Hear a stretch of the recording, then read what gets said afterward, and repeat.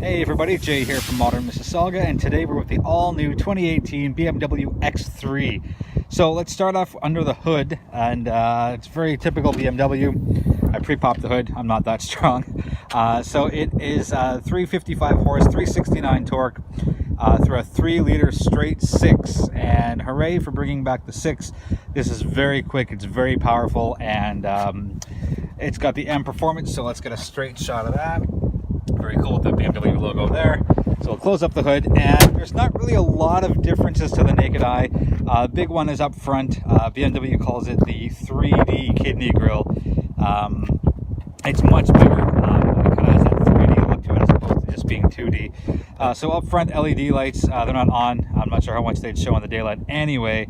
But typical BMW double kidney grille. Again, LED lights all over the front, all over the back. Let's take a look at the side profile as I get myself out of the shot. So again, you can tell it's an X3. It's smaller than the X5 at first glance. The X5 is a little boxier around the back anyway. 21-inch wheels, M performance brakes. Let's take a quick look at the calipers there. They're blue. They have the M on it right there. A little tiny M badge there. I wish it was a little bigger, but nah. Integrated turn signal. How do we get that? Right there, and little camera there. Can we get that? Yeah, there we go. There's your camera. Sorry, there's a better look at it. And we'll just keep going around the outside, swing around the back. A little more sculpted on the taillight side. Dual tailpipes, M40i badging. Open the trunk up, and it's one touch. Very nice, and it's got the 40-20-40 split, so I put the middle down just to show you the difference. There's some storage underneath here. So it's hydraulics too, so it's pretty cool. This rear privacy shade, obviously it comes out, and it comes out completely, and there's a little storage spot for it here, so it's not rattling around to the back. Oops, there's the snow brush. So one touch close right there. Overall, I like that they haven't mucked about with it very much, because there wasn't really anything wrong with it to begin with. BMW more how do I say this? BMW more did that's not right. They tinkered and tweaked instead of totally redid, and I really like that. Well, there's a plane, so let's wrap up the outside, and we'll be right back with a look at the inside, and there's one final side profile look for you. All right, we're back looking at the inside of the 2018 all-new BMW X3. So as I mentioned, 40-20-40 split.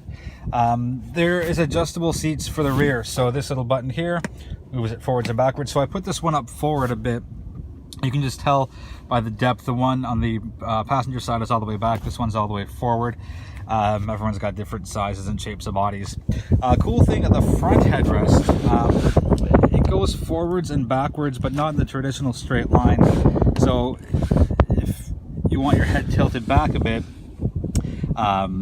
you push it all the way back, and there's a little button here, and it goes up and forward if you want to have more of a 90-degree-ish kind of look to yourself or feel for your head. Nice mocha leather here, looks beautiful. Climate controls in the rear right there. We'll put that up. Oops, push that latch down, and that's that. And you pull the middle armrest down. There's your cup holder. There's another plane. So I will show you this on the inside. There's a little X right there, and that's on all. It's on the 2 rear doors on the inside in plain sight. And then up around the front of the car, it's right there, but it's hidden. So I'll show you. When you close the door, it kind of just goes in right there. So there it is again. Very cool touch of branding. Where do we get? There's the X, and there it goes. So we're inside the car. I will start it up. One thing I think is a little funny, I'm not a big fan of it. So there's a straight profile shot of the most of the center console, but you'll notice the stop start button is on an angle. I'm a symmetrical guy. I would have rather it been straight up or tuck it in there somewhere. So that kind of threw me a little bit. The automatic start stop is there. I know why it's there, because you save fuel, but I want it to be set, like when I set something, I want it to stay like that. So every time I start the car, it automatically defaults to on. So it's kind of a hassle always be pushing it. The benefit is that it is very, very quiet when it comes back to life. So full points there for BMW. So standard stuff, you know, there's no reinventing the wheel here, pardon the pun. There's your not heads up display. That's going to be over there somewhere. There's your infotainment screen. There's a CD player, and that's actually a paid option, part of the Ultimate package for $1,200-ish dollars. What I love is that they went back to the hard touch buttons. So heated or cooled seats there, and heated seats. The interesting thing is you can put heated and cool on at the same time. I haven't put them on at the same time except for now, so I'm not sure whether it'd be hot or cold. But anyways, it's so easy to control. I love the fact that they're hard touch buttons as opposed to touch screen. I think the 640i has that. I think it's, yeah, anyway, a couple of higher end sedans from BMW have it where it's all touch and there's no hard touch. Anyways, I've gone on enough about that. Little M badging there, wireless charger, have an iPhone, you're out of luck. Dual cup holders and your cigarette lighter adapter. So nice that it just comes out in one piece as far as opening and closing for privacy. Some of them are split where you have to go that way. Don't care much for that. I like that it's one solid piece. Standard gear shifter, everything's here that you need. Your parking brake, your driving modes. There's the adaptive, sport, comfort, and eco pro. In comfort, the car flies. It is so fast. It is unreal. And I chalked that up to the straight 6 in there. Again, as we mentioned, 355 horse, 369 pound-feet of torque, 8-speed automatic transmission. Absolutely love it. The car is very fast, very nimble, and BMW's kind of gone back to the roots performance-wise, and I absolutely love it. iDrive controller, standard stuff. Not going to waste a lot of time on that. We close the windows. There's another plane coming. So up front, everything is as it should be for BMW. No surprises, no reinventions. Just that thing I'm not really a big fan of. Under the center armrest, there is a ton of space. And there's a little divider, so if you want to put change or something in there, that's good too. Let me duck in. There's your USB 1, and up here, USB 2. Thigh adjusters. Oops, right there. And you know where your seat controls are on the side. There's a good look at the brown leather. I like it. Very, very cool. To me, better than black, better than white. Harman Kardon speakers. Let me get the logo in there. Yep, there it is. There's the bay for the heads-up display. I don't like it. Not on BMWs. I just don't like them on any cars. I guess I'm just more of a traditionalist, and I'm so used to having regular, or looking here on the dashboard for all my information. Speaking of the dashboard, everything is, you know, it's so typically, predictably, lovably BMW that I'm very happy with it. I don't want them to do anything with it. If they could keep this display for the next few generations of all their cars, I'd love it. So everything's easy to read there. And there is your BC button, which controls everything that you see in front of you. So I'm at 13.9 liters per 100 kilometers. My mileage is,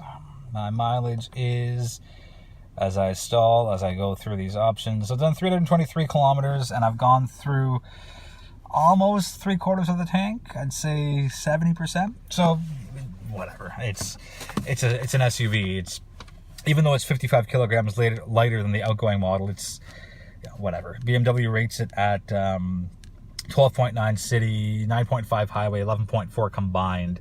I just wanted to mention as well, seats down all the way in the rear. You're looking at around, what did we say, 1,600 liters of cargo space. And with seats up, all three, you get 500 liters. And of course, the 40-20-40 gets your ski pass through, or if you buy a Billy bookshelf from IKEA, that's the same thing as well.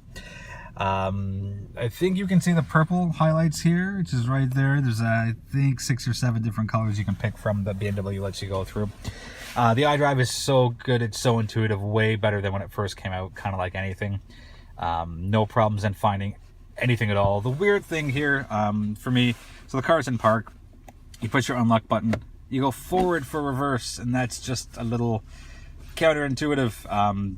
I know it's BMW style, and you pull back for drive, and you go to the left for your manual sport mode. There are paddle shifters. I still think paddle shifters are useless, but some people like them. Oh, cars can drive. Better put that thing back in park. Right, so I think that wraps up the interior. Paid option, massive panoramic sunroof. Overall, I love the interior. I love that BMW hasn't done anything to really mess around with the X3. I love that it's still very obvious to anyone that sits down in the BMW. One thing I do want to show you as I digress from that, the graphic there shows you how far your doors swing out. So if you're parked a little close to the line, or you park next to somebody who is close to the line, you can see full opening of the door. That's where your doors will open up to. Yeah, so that's kind of cool. And then your rear view camera is right there. You can shut it off if you don't want to see it by pushing that button, and then you're back to your infotainment stuff. Okay, that's it for the in-car portion. This has gone way longer. I will be right back with the driving portion, and yeah, okay, stay tuned, folks. Okay, we're back with the in-car portion of the 2018 BMW X3, all new for 2018. So just a couple of highlights before we get going. Quickly run price. 61.5 is the base model for the top trim X3 M40i. Ultimate package is 12.5, and that gets you a CD player and cooled seats, and the Harman Kardon sound system, and the ambient lighting, and the ambient air, and heated seats front and back, and the Apple CarPlay, no Android Auto, interestingly, navigation, the professional navigation system. What else is here? Connected drive, real-time traffic information, concierge, remote services, gesture control. That's where you kind of spin your fingers that way to control the volume. Wi-Fi hotspot, and comfort access, and obviously the massive sunroof, which is up there. So let's get some driving in. And what I really love about the X3 for 2018, as far as a driving perspective goes, is they've really gone, I keep saying this, kind of back to their real performance roots, and I think that has a lot to do with it having the M badging on it. So it's fun to drive, and there's a lot of pickup, and I think it's 0 to 100 kilometers in 4.8 seconds. But even city and highway driving, you know, I found that it's very athletic, it's very crisp with the steering, and the same with the handling. And I'm going to try and do a quick full turn here. It's a very quiet road. I looked around, nobody's on the roads, and the turning radius is pretty nice. So it's a 2-lane road, and I was able to spin myself right around without any problems. It's quiet. It is very quiet. Yes, I know you expect luxury cars to be quiet because that's, you know, what you're paying extra dollars for, but it is exceptionally quiet. And I mentioned the auto start stop. Usually there's a bit of a rumble when it comes back to life, but BMW has made it very quiet on that front as well. It's a comfortable ride. You know, I can't really think of anything I dislike about the ride quality of it. There's 21-inch massive wheels, and yes, they look good, but they're also, again, very comfortable. And like I said, the cornering and turning and handling and driving dynamics are all high scores for me. I've lived in the comfort drive mode for most of the week. I've dipped down to Eco Pro just to kind of see what it was like, and it's what you expect, right? So you lose a little bit of power, but you save a little bit of gas. You throw it in sport mode, and the car goes from very fast to incredibly fast, and it's a joy to drive. And should I find myself in the market for an SUV, or as BMW calls it, SAV, which is the sport activity vehicle, I would certainly consider the 2018 X3, mainly because it looks good, and they didn't tinker a lot with the looks from the previous generation to this generation, and all the creature comforts that I like are here and part of the car. SUV, SAV, vehicle, crossover, whatever you want to call it. The steering wheel is another big thing. Other BMWs I've driven have had the big chunky steering wheels, and while I like those, they've gone thinner on this one, and it still feels good.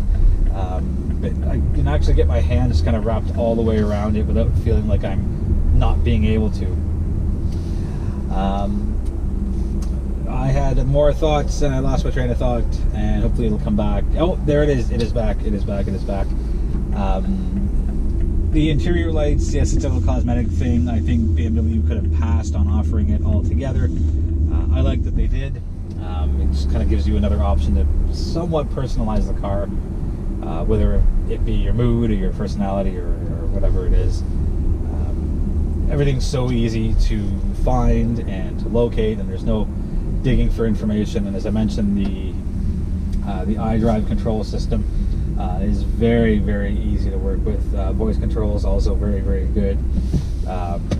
So now, really all that's left for the X3 is to get people in it and experience it for themselves. And there is a non-M version of the M3, and I think that one starts at, I think it's high 40s, if I'm not mistaken. So you lose a little bit of the power, but you know, I'm sure it's still a quality drive. Yeah. So overall, oh, okay. Shh. Put it in park, and put the parking brake on, and we're good.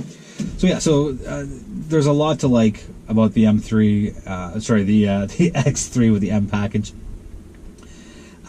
It's what I really don't like is the start-stop on a little funny angle. It's a little thirsty on the gas side. Again, as I mentioned, my average consumption is 13.9 liters per 100 kilometers. But yeah, aside from that, you know, for what it is and the brand that's behind it, it's hitting all the right marks, and that's really what you want out of a luxury vehicle, right? You want it to be clean and huge on the tech side, which the X3 M40i is. You want it to do what it's supposed to. There's lots of cargo space, up to 1,600-ish liters with all the seats down. Yeah, so that's my take on the 2018 all-new X3. Doesn't look all-new, but there's enough new to it to call it all-new. And personally, again, said it before at the beginning, I'll say it now, I like that they didn't mess around with it, and it's still recognizable as an keep calling it M3, that's the X3. All right, I will put this off. Thank you so much for watching. Any questions or comments or whatever you have, throw them in the, obviously, comment section on the YouTube or Facebook or wherever it is that you're viewing this. Thanks for watching, everybody, and we'll be back in a few days with another review. Oh, modernmississauga.com. Don't forget that.